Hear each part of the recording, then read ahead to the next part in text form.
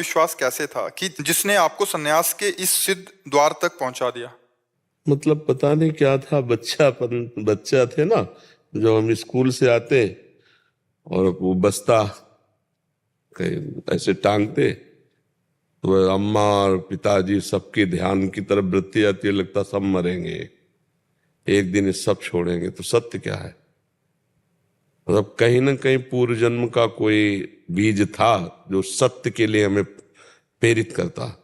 सत्य क्या है? फिर कौन साथी है मेरा? आखिरकार मरना ही है, तो फिर सत्य क्या है?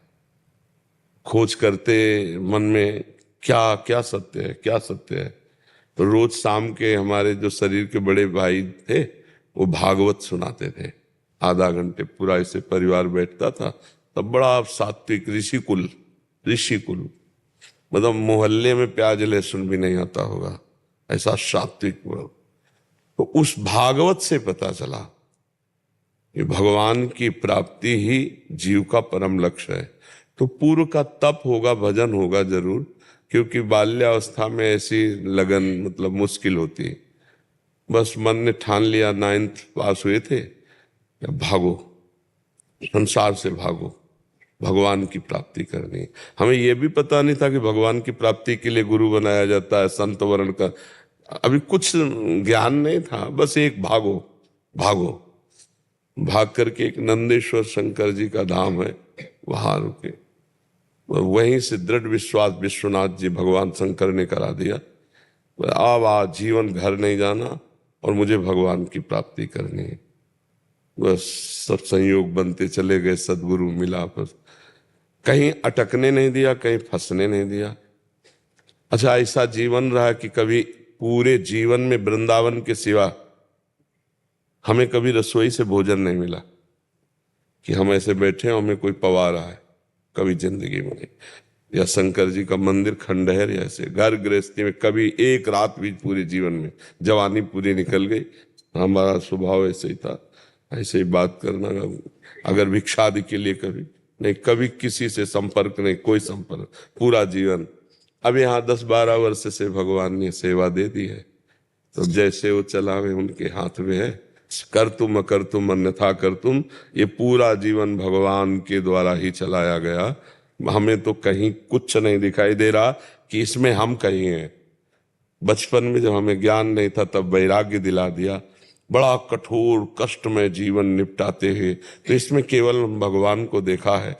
हम कहीं मैं नहीं रहा, क्योंकि ना हमें इतना ज्ञान था, ना हमारा कोई साथी था, ना हमारा कोई लक्ष्य बना। पर एक बात ये थी कि अव्यक्त भगवान मुझे घसीट रहे थे और था मुझे भगवत प्राप्ति करनी है। ये मुझे सिखाया पढ़ाया ज्ञान नहीं है, ये केवल भगवान के द्वारा प्रेरित किया हुआ, उन्हीं के द्वारा। अब जो जीवन है ये अलग जीवन है, ये ऐसा है कि रिमोट से चल रहा है। पहला जो जीवन था वो भारी तप में जीवन था, बड़ा कष्टमय जीवन था। अब कष्टमय जीवन है पर उसकी कष्ट निवारण की सुविधाएं हैं। दर्द है तो दवा मिल जाती है, डायलिसिस हो रहा है, पहले सर्दी गर्मी बरसात भूख प्यास गाली अपमान, कोई उसके लिए सब कुछ सहना, पर हर समय हमारे साथ भगवान रहे, हमको गोद रहा है। हर समय भगवान का अद्वितीय प्यार दिखाई देता है। कभी कभी अपमान जब होता, लोग गालियां देते गंगा किनारे जैसे, तो आकाश की तरफ देखते कि भगवान, तो आता सह जाओ, टूटना नहीं, चुप, सह जाओ सह जाओ। अंदर से आता सह जाओ सह जाओ, वही सारे। अब देखो लाखों नेत्रों से भगवान प्यार कर रहे हैं, कितने लोग प्यार कर रहे हैं, क्या संबंध है हमारा, क्या है हम? कुछ नहीं। लेकिन मेरे मालिक इतने रूपों में प्यार कर रहे हैं, जिसको देखो वही आनंदित हो रहा है देख के, वही नाच रहा है। ये क्या है? मेरे भगवान मुझे प्यार दे रहे। जिन्होंने कहा था चुप सह जा, वही इतने रूपों में जय हो राधा राधा, ऐसे मेरे भगवान इतने रूपों में प्यार कर रहे हैं। तो कहीं हम नहीं थे ना संन्यास लेने में, कहीं हम नहीं थे इतना कठोर जीवन व्यतीत करने में, और कहीं हम नहीं हैं इन सुविधाओं में। मेरे भगवान का केवल चल रहा है।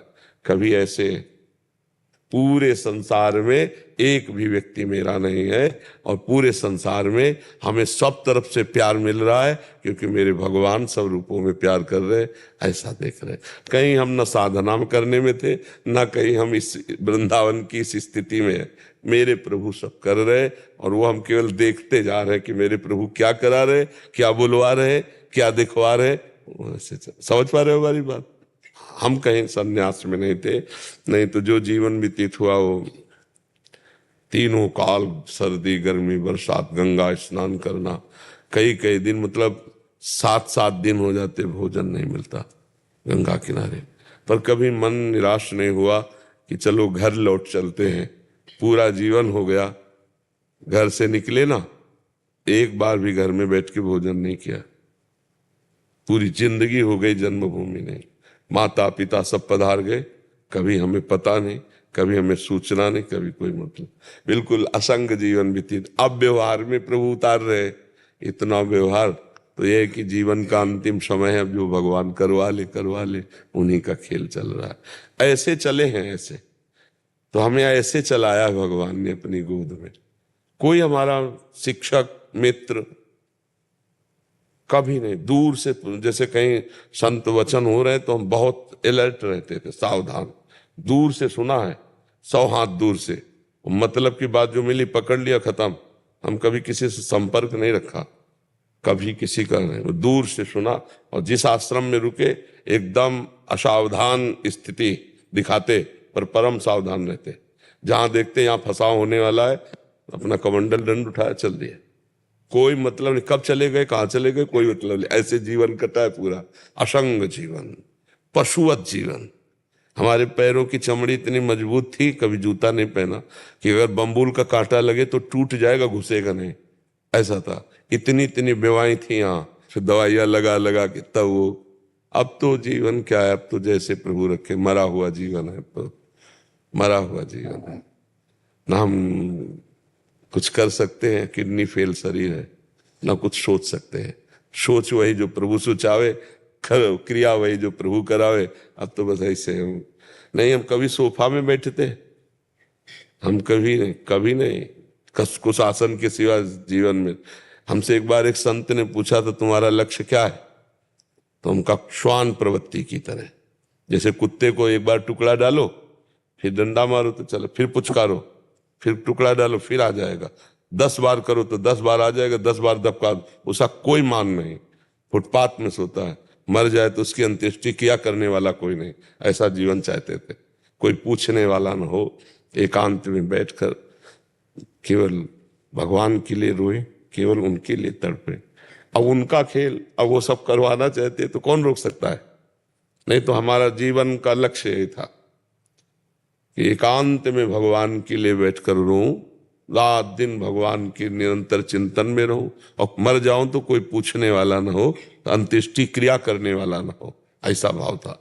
3 नियम लिए थे जीवन में, कभी पैसा अपने पास नहीं छूंगा, रखूंगा नहीं।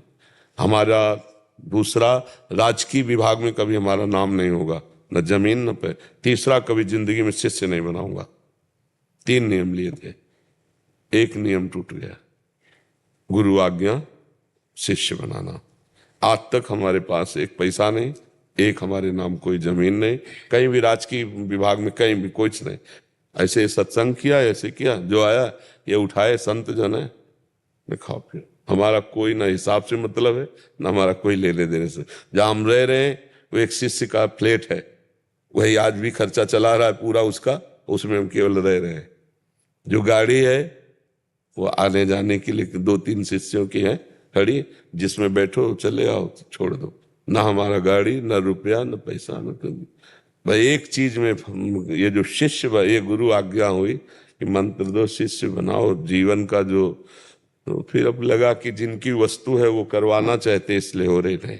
पक्का समझो, हमारा प्रवचन करना, एकांतिक का उत्तर देना, समाज, ये हमारा स्वभाव नहीं था, स्वभाव नहीं था, पशुवत एकदम जीवन। और कभी हम किसी से प्यार से बात नहीं की। पीछे जो 10-12 वर्ष के पहले ब्रजवासी जन मिले, उनसे पूछ लेना, कभी प्यार से बात नहीं की।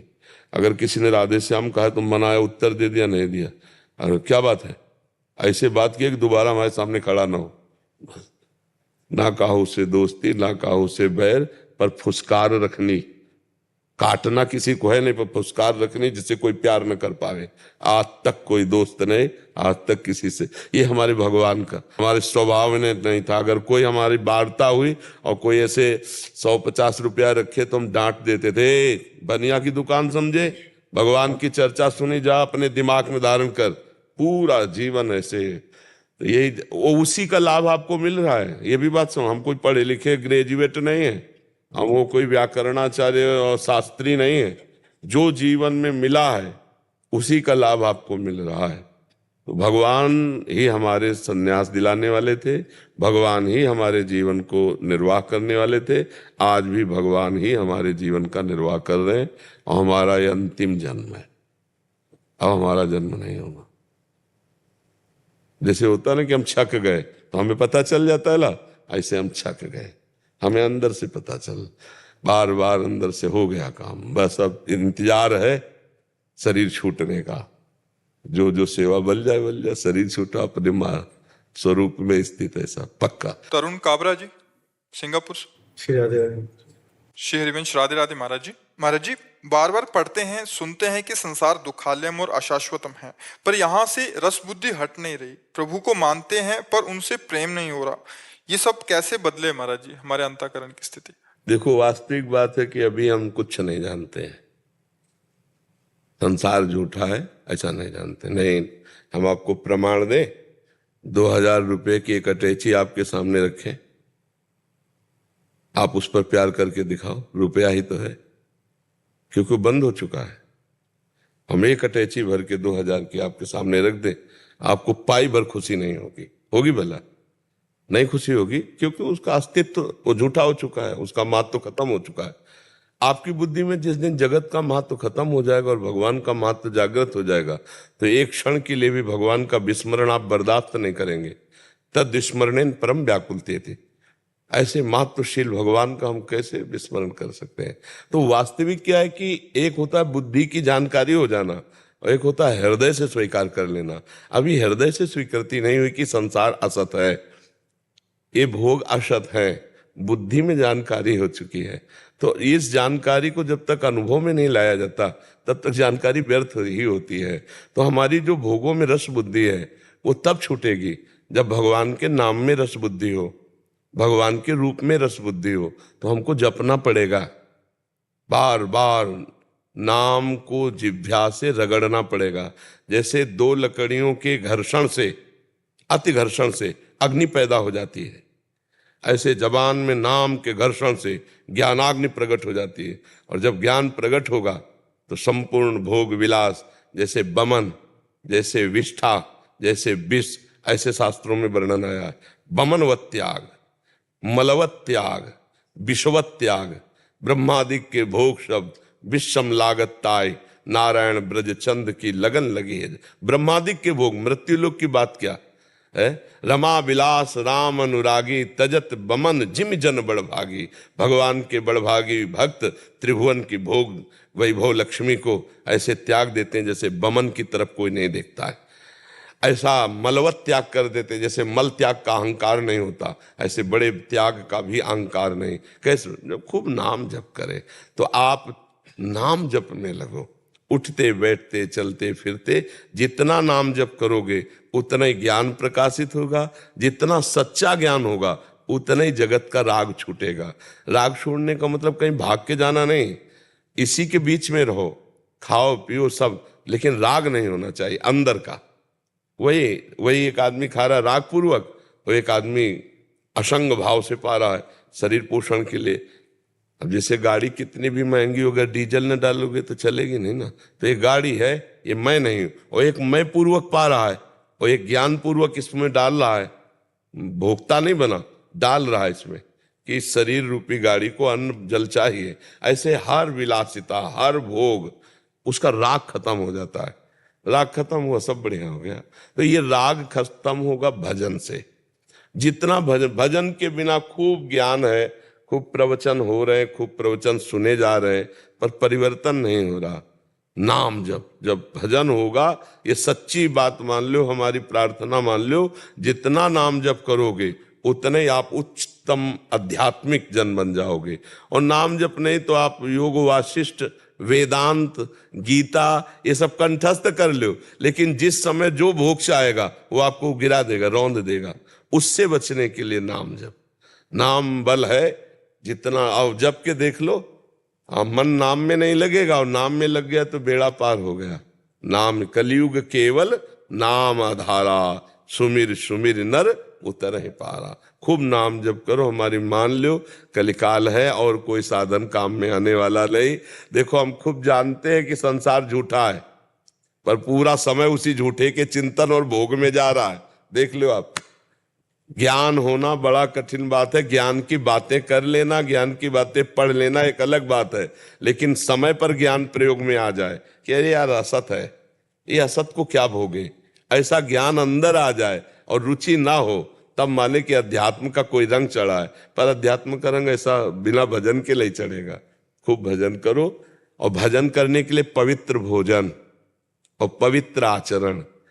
अगर व्यभिचार, अपवित्र आचरण और गंदा भोजन, तो विश्वास कीजिए भजन में रुचि नहीं होगी। पवित्र भोजन, पवित्र आचरण तो भजन, और जब भजन तो फिर भगवान की प्राप्ति, दिव्य ज्ञान, दिव्य आनंद सब नाम में छुपा हुआ है। जो आपको नाम प्रिय, राम कृष्ण हरि, जो नाम प्रिय वो खूब नाम बार बार जपिए, पवित्र आहार कीजिए और पवित्र आचरण रखिए। चरित्र पवित्र, भोजन पवित्र, तो भजन खूब डट के होगा। भजन डट के हुआ तो माया से मुक्त हो जाओगे।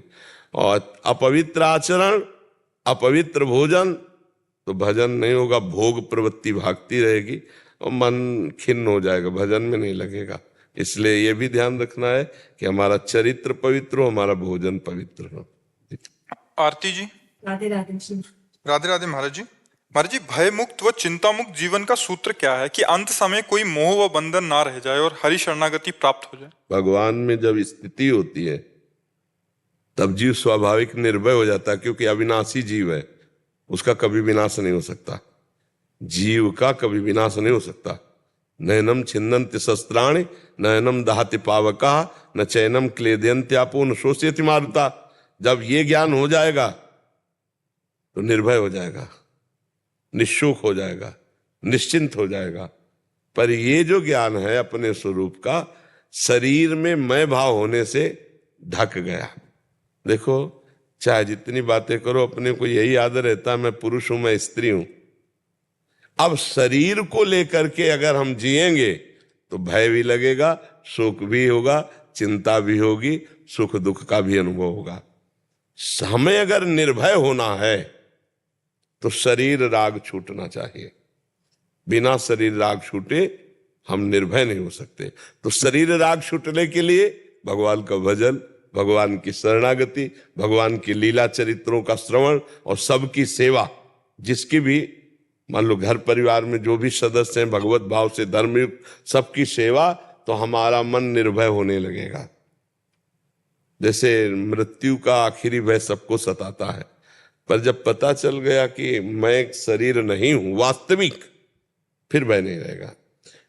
भक्तों का जीवन ऐसे अंतिम समय पूर्ण होता है जैसे मतवाले हाथी के गले से फूलों की छोटी माला टूट जाए तो उसे पता भी नहीं चलता। ऐसे भक्तों का जो जन्मत मरत दुसा दुख होई, वो भक्त को नहीं होता। वो भगवान सामने ध्यान में है, नाम चिंतन करते, शरीर छूट हो गया। निर्भय पद बिना भगवान का भजन किए नहीं मिल सकता।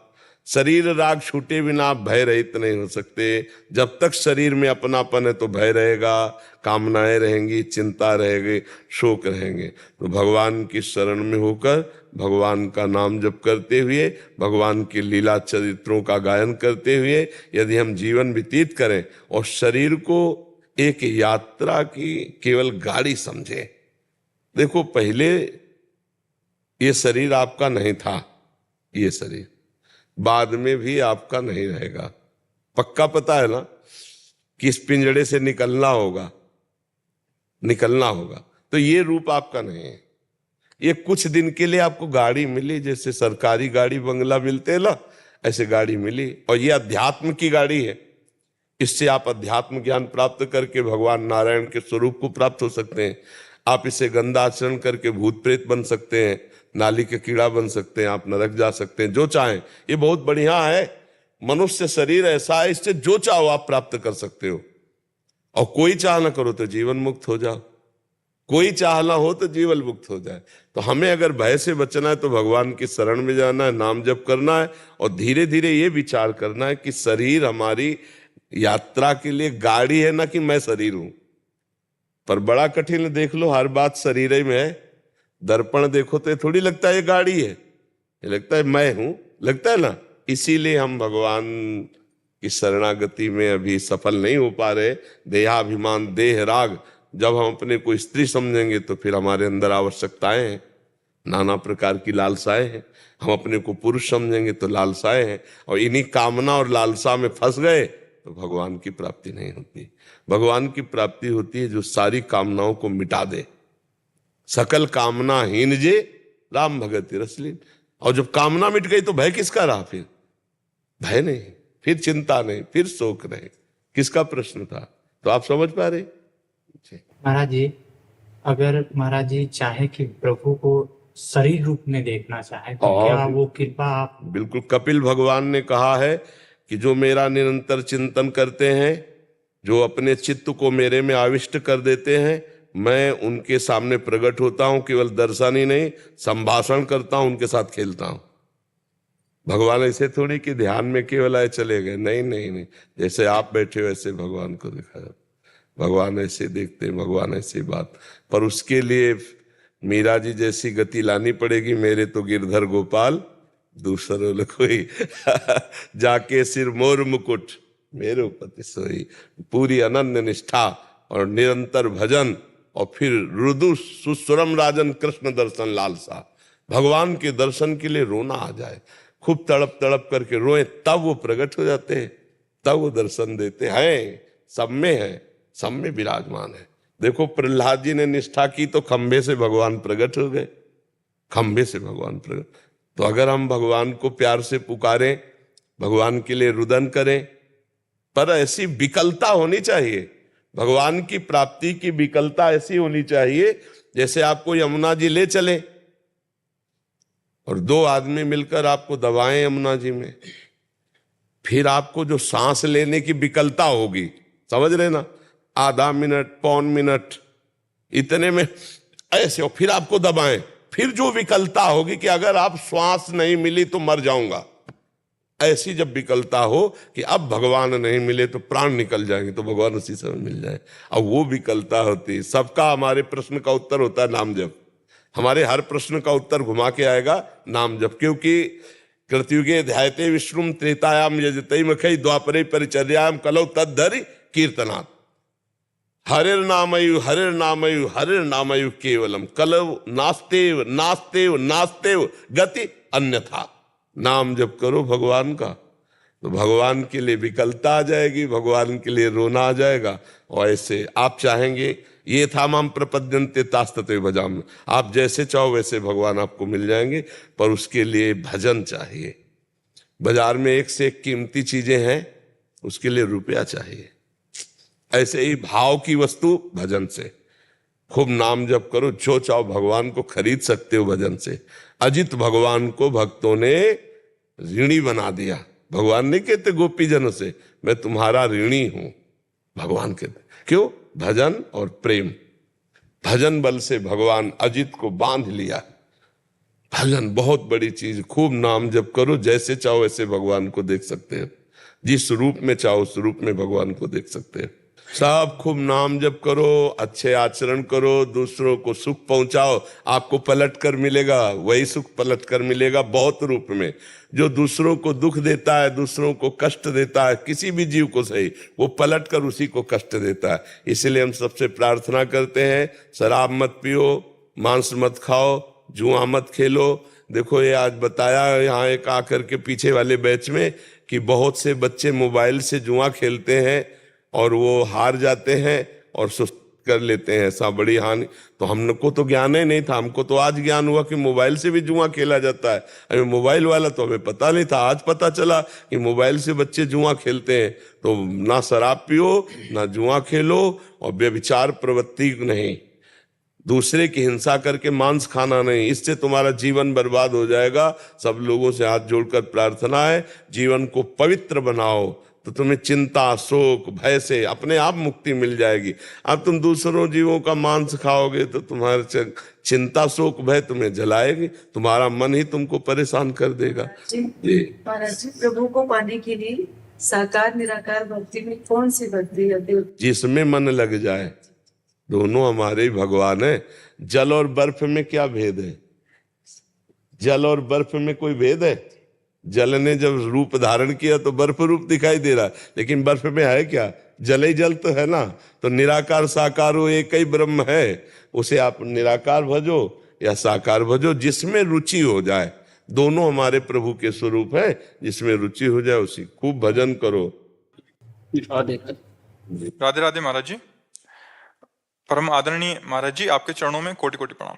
गुरुदेव, पिछले 14 वर्षों से भगवान शिव में विशेष आस्था है और आज भी है और रहेगी, लेकिन पिछले करीबन 4 वर्ष से मन का कंट्रोल नहीं कर पा रहा हूँ। एक मन भगवान शिव भोलेनाथ जी की ओर जाता है और दूसरा मन मदिरा सेवन की ओर जाता है। दूसरा मन गलत है, लेकिन कंट्रोल नहीं कर पा रहा हूँ। परिणाम है कि आर्थिक तंगी, मन एकाग्र नहीं रह पाना, स्वास्थ्य कमजोर हो जाना। ये ठीक नहीं है। दूसरे पक्ष को रोकिए। चलनी में गैया दुहे और दोष दैव को दे, हरिगुरु कहो न माने तो अपनो ही फल ले। कोई लाभ नहीं मिलेगा आपको, हम पक्की बात बता दें। जैसे चलनी में जिसमें बहुत से छेद होते हैं, हम गाय दुहें तो हमें दूध पीने को नहीं मिलेगा। ऐसे हम माने कि भगवान शिव की हम आराधना करते हैं और हम शिव आज्ञा का पालन न करें, उद्दंडता करें, मन हमारा व्यभिचार में जाए, मदिरापान में जाए, इधर उधर जीव हिंसा में जाए, तो उपासना तभी परिपक्व होती है जब बांध लिया जाता है, अपने आप को समेटा जाता है। 5 ज्ञान इंद्रिय, 5 कर्म इंद्रियों को संयम में रखकर सात्विक भोजन, शांत वृत्ति, निरंतर भगवान का चिंतन, समाज की सेवा, राष्ट्र की सेवा, ऐसे मन जो कहे हम कर लेंगे, मन जो कहे मान लेंगे। क्या मन कहे जो, ये जेल उन्हीं के लिए भरी जो मन के कहने पे लग गए। ऐसा नहीं, दुष्ट मन पर शासन करो और अनुकूल मन को सपोर्ट करो, दोनों बातें करनी है। हमें अनुकूल मन को सपोर्ट करना है। अनुकूलता की बात कहता है, ठीक है तुम्हारी बात मान लेते हैं, प्रतिकूलता की बात कदापि नहीं मानेंगे। ऐसा थोड़ी कि मन हमको जो चाहे सो करवा ले। हम मन से है या मन हमसे है? अभी यही रात से नहीं समझ पा रहे हो। हम मन से है, हमसे मन है। हम दस्तखत करेंगे तभी वो गलत जाएगा, दस्तखत नहीं करेंगे तो बिल्कुल नहीं जाएगा। कुछ भी नहीं बिगाड़ सकता मन। मन को संभालना ही तो साधना है, नहीं तो फायदा क्या फिर। तो कहने मात्र की बात है। भक्ति का जो हमें पावर समेटना है, अंदर से पावर जागृत करना है, बाहर से पावर हमें समेटना है। हमारा पावर बाहर फैला हुआ है, उसको हमें समेटना, अंतर्मुख होना। शास्त्रीय भाषा में सर्वात्मना न विषिदेत बहिरिंद्रियाणि, इंद्रियों को बहिर्मुख नहीं करना, उनको अंदर करके अपनी शक्ति जागृत करनी। ये तो मतलब बहुत ही गंदा मार्ग है। जो शराब पीते हैं, बेविचार करते हैं, इधर उधर हिंसा, ये सब, ये राक्षसी प्रवृत्ति और साधना बड़ा अंतर होता है। तो आप शिव भक्त हैं, शिव साधक हैं, तो मुझे तो नहीं लगता कि ये बात आप में होनी चाहिए। आपको त्यागना चाहिए। आप मन के अनुसार चलेंगे क्या? मन तो क्या क्या गंदा सोचवाता है, क्या क्या करवाता है। मन के अनुसार करोगे तो जेल पहुंच जाओगे, मन के अनुसार करोगे तो अभी समाज से निंदा हो जाएगी, अभी तुम बिल्कुल जीवन तुम्हारा व्यर्थ हो जाएगा। ये मन इतना गंदा है कि आपसे ऐसे आचरण करा सकता है कि आपके हाथ से आपकी हत्या करवा सकता है। ऐसे तो करवाता है, जहर खवा लेता है, फांसी लगवा देता है। मन के अनुसार थोड़ी चलना है, अपने अनुसार मन को चलाना है, शास्त्र के अनुसार मन को चलाना है, गुरु की वाणी के अनुसार मन को चलाना है। मन के अनुसार थोड़ी हमें चलना, नहीं तो फायदा क्या हुआ, जीवन का मतलब क्या रहा। जैसा हमारे गुरुजन आदेश करते हैं, जैसा हमारी गुरुवाणी आदेश करती, वैसा हमें चलना है, वैसे हमें आचरण उतारने हैं। तभी क्यों, समझ रहे हो ना। अब ये कमजोरी की बात अगर हमारे सामने आए तो दोबारा नहीं होनी चाहिए। मन हमारा कहता, अरे कहता रहे तो क्या है। यम ही न व्यथ्यन्ते ते पुरुषम पुरुषर्षभ सम दुखा सुखा धीरम स्वमृतत्वाय कल्पते। जो मन के द्वारा दी हुई व्यथा से व्यथित नहीं होते, उसको कंट्रोल करते हैं, कदापि नहीं, वो निकल जाते हैं माया से। नहीं तो रौंद दिए जाओगे, फंस जाओगे, किसी काम के नहीं रहोगे। निकलो इस नरक से, निकलो इससे, ठीक है। अब भूल कर भी मत करना, चाहे जितना मित्र और दोस्त और प्यार दिखावे, माया है। अगर हमने ना कहा है तो फिर वो भी अपना पक्ष आपके सामने भेजेगी। रिश्तेदार, प्रिय से प्रिय मित्र, आग लग जाए पर पीना नहीं, पक्का? हाँ ठीक है, आगे भजन करो, सतमार्ग में चलो तो सच्चे बनकर चलो, अच्छे बनकर चलो। जो पैसा शराब में लगाते हो वही किसी गरीब की सेवा में लगा दो, किसी बीमार की सेवा में लगा दो, वही अपने माता पिता की सेवा में लगा दो। उसी की बढ़िया हरी सब्जी फल लेके आओ, घर परिवार को आनंद मिलेगा। अब ना करना जी। नितेश सोनी जी, राधे राधे महाराज जी। महाराज जी, इन्होंने लिखा है कि एक जिम ट्रेनर है महाराज जी, मतलब जिम में ट्रेनिंग देते हैं और बच्चों को जिम का सिखाते हैं कैसे व्यायाम करना है। महाराज जी, इनका प्रश्न है कि आहार में देसी खाने को छोड़कर महाराज जी आजकल बच्चे कृत्रिम खाने की ओर भाग रहे हैं। युवाओं को कैसे प्रेरित करूं कि वो देसी खाने की कीमत समझें और उसे अपनाएं? देखो, जब तक बुद्धि शुद्ध नहीं होगी तो अपवित्र विचार, अपवित्र आहार, अपवित्र क्रियाएं, इन तीनों से नहीं बचाया जा सकता। आजकल हमारे समाज में ये तीन चीजें बहुत जोर से बढ़ रहे हैं: अपवित्र आहार, अपवित्र विचार। अपवित्र विचार किसे कहते हैं? जो हमारा पतन करे और दूसरों का भी पतन करे। पवित्र विचार कहते हैं जो हमारी उन्नति करे और हमारे समाज की भी उन्नति करे। पवित्र भोजन उसे कहते हैं जो हमारे स्वास्थ्य की रक्षा करे और हमारे विचारों को सहयोग दे। तो अपवित्र भोजन, अपवित्र विचार और अपवित्र क्रियाएं, व्यभिचार, व्यसन, हिंसा, चोरी, छल, कपट, ये बहुत बढ़ रहा है। इस बिना बुद्धि को शुद्ध हुए, बुद्धि ड्राइवर है, शरीर एक रथ है, इंद्रियां इसके घोड़े हैं, मन इसकी लगाम है और बुद्धि सारथी है जिसे ड्राइवर कहते हैं, और जीव इसमें बैठने वाला रथी है। अब ड्राइवर नशे में हो तो कहीं भी गाड़ी ठोक देगा। तो हम इस समय सबसे ज्यादा आवश्यकता है बुद्धि को शुद्ध करना। बुद्धि शुद्ध हो जाए तो अच्छा ही नहीं लगेगा। जैसे अपने लोगों के सामने कभी ये संसारिक भोजन, होटलों का भोजन, तो एक मतलब अंदर से एक, कि वो पता नहीं किस विचार से बनाया हो, किस पवित्रता से बनाया हो। कई दिन की दाल रखी हो जिसको अभी फ्राई करके दिया है, कई दिन का आटा लगा हो जिसकी रोटी बना के दिया है, और क्या क्या अपवित्रता का बर्ताव है। और ज्यादातर अब खान पान के लिए रसेंद्री शुद्ध रसोई का बना पसंद नहीं करती, बाहर के, और वो स्वास्थ्य के लिए बहुत हानिकारक है। स्वास्थ्य जो बनता है ना, वो पवित्र आहार और पवित्र विचार।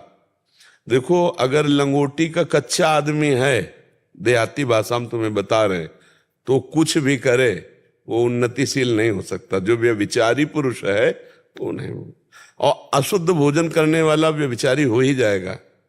तो लोगों की मान्यता है कि हम जैसे मांस खा करके, अंडा खा करके या ऐसे और आहार करके हम अपने शरीर को बलवान कर सकते हैं। नहीं, सात्विक और भजन बल का जो आत्मबल है, आत्मशक्ति है, उसमें बड़ा बल होता है। ब्रह्मचर्य, संयम और सात्विक भोजन में जो बल है वो गंदे भोजन में बल नहीं है। दूसरे जीवों की हिंसा करके आप अपने शरीर को पुष्ट कर रहे हैं तो आप आत्मबलहीन हो रहे हैं। शरीर बल भले आपका बड़ा दिखाई दे, और आत्मबल ना होने के कारण आप काम विजयी नहीं हो सकते, आप क्रोध विजयी नहीं हो सकते, आप अहंकार विजयी नहीं हो सकते। फिर आपके पास बचा क्या? आपका नाश करने के लिए आपका दुश्मन आपके अंदर ही बैठा है। काम, क्रोध, लोभ, मोह, मद, मत्सर, ये आपको ढेर कर देगा, कहीं न कहीं आपको नष्ट कर देगा। तो अगर बुद्धि शुद्ध हो तो आहार शुद्ध हो, आहार शुद्ध हो तो विचार शुद्ध हो, और विचार शुद्ध हो तो क्रियाएं शुद्ध हो। एक ये जो स्वास्थ्य है ना, एक ये सन्यासी की तरह जीवन होता है, इसमें बड़ा पवित्र जीवन जिया। अब तो केवल प्रदर्शन रह गया है, नहीं तो हमारे गांव में 10-20 लोग ऐसे होते थे जो तो सब मठा पीने वाले, रोटी और घी और दाल खाने वाले होते थे। ये तो अशुद्ध पदार्थ तो अब तो चल गया बहुत। अब तो जिसको देखो मैगी और पिज्जा और बर्गर और सैंडविच, अब यही भोजन रह गया, ले रह गया। तो यही रह गया। यही भोजन रह गया है।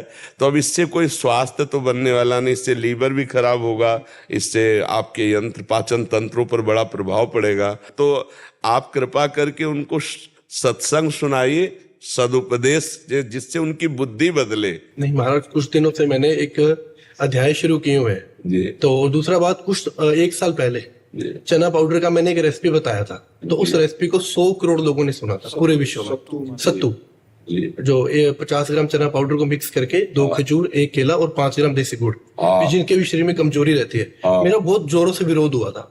कुछ जो सप्लीमेंट बेचते हैं उनके काम बंद हो गए। आजकल जिम वगैरह में महाराज जी लोग सप्लीमेंट पाते हैं, जिससे मतलब वो जल्दी बॉडी तो बनता है, वो but नुकसानदायक शरीर को बहुत नुकसानदायक है। और उसके अलावा एक बताया था कि आप इसको यूज कीजिए क्योंकि घर पे बनता है, सस्ता पड़ता है। तो मैं यही चाहता हूँ बच्चों को कि ये चीज वो सीखें, जमीन से जुड़े। बिल्कुल बिल्कुल बिल्कुल बिल्कुल। जैसे ये चना है ना, देहाती आदमी का जो शरीर पुष्ट होता था ना, चना की रोटी और 1.5 लीटर 2 लीटर मठा में बहुत हाँ, ये चीजें जो है ना, मोटी रोटी बढ़िया चूल्हे की सिकी भाई और मठा तो शरीर में, तो ये तो बहुत सुंदर बात है। ये जो पाउडर से शरीर फूलता है, ये फिर नुकसान भी करता है, ये आगे चलकर आपको रोगी कर देगा। आप सात्विक और आयुर्वेद से जानकारी करके नौजवानों को पुष्ट होने के लिए, उनका ब्रह्मचर्य भी पुष्ट हो, उनके दिमाग की जो सोच है वो थोड़ा पवित्र होनी चाहिए। महाराज जी ये एक और लिख रहे हैं कि आजकल के युवाओं को ये कैसे पता चले कि जिस व्यक्ति से प्रभावित हो रहे हैं उसके रास्ते पे वो चलें, वो सही है गलत, मतलब व्यक्ति सही है गलत, वो आजकल क्या वैसे हम बताएं, हाँ वैसे हम बताएं, इसके लिए तस्मा शास्त्रम प्रमाणम ते कार्याकार्यो व्यवस्थित हो। जैसे कोई कहे कि हम PhD पढ़े हैं, तो कुछ PhD के सूत्र हैं, उनसे जानकारी हो जाएगी कि ये ढोंगा ही मार रहा है कि PhD पढ़े हैं। ऐसे ही हमारे शास्त्रों में वर्णन किया गया है कि जो भगवत प्राप्त पुरुष है, जिसके आंख मूंद कर बात मान लेने पर हमारा मंगल ही होगा, चाहे वो गृहस्थ हो चाहे वो विरक्त हो। तो शास्त्रीय लक्षण लिखे हुए, निर्माण अमोहा जित संग दोषा अध्यात्म नित्या विनिवृत्त कामा द्वंद्वैर विमुक्ता सुख दुख संगई गच्छन्त अमूढ़ा पद्मभ्यम तत्। जो भगवत प्राप्त महापुरुष है, उसी की बात मानने से हमारा परम कल्याण होगा। पहला लक्षण, जिसमें मान प्रियता ना हो, सम्मान प्रियता, अपना नाम हो जाए, अपना यश फैल जाए, ये ना हो। दूसरा, जिसमें अपने परिवार और अपने शरीर का मोह ना हो। जित संग दोषा, कैसी भी परिस्थिति सामने आ जाए, कोई माता बहन कुछ भी कहे, वो कभी अपने धर्म से डिगे ना, अपनी स्थिति में, अर्थात अपने प्रभाव का भोग ना करे। जो प्रभाव से आप हमसे प्रभावित हुए तो हम आपसे कुछ शोषण वृत्ति ना रखें, आपका मंगल चाहें। जित संग दोषा, कोई भोग वस्तु, कोई भोग शरीर, कोई किसी भी तरह का वो हमको परास्त न कर पाए, हम अपनी सीमा में बने रहे, बहुत कठिन है।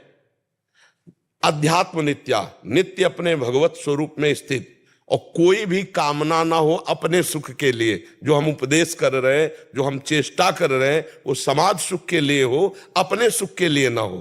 पलट करके स्वार्थ बुद्धि नहीं होनी चाहिए कि हम आपको उपदेश कर रहे हैं वैराग्य का, और हमारी अंदर की चाह है कि आप, तो वो अध्यात्म नित्या विनिवृत्त कामा, कामना रहित होकर के, जैसे आप जगत मंगल के लिए करें तो आपका मंगल तो होगा ही, पर आप कामना ना करें।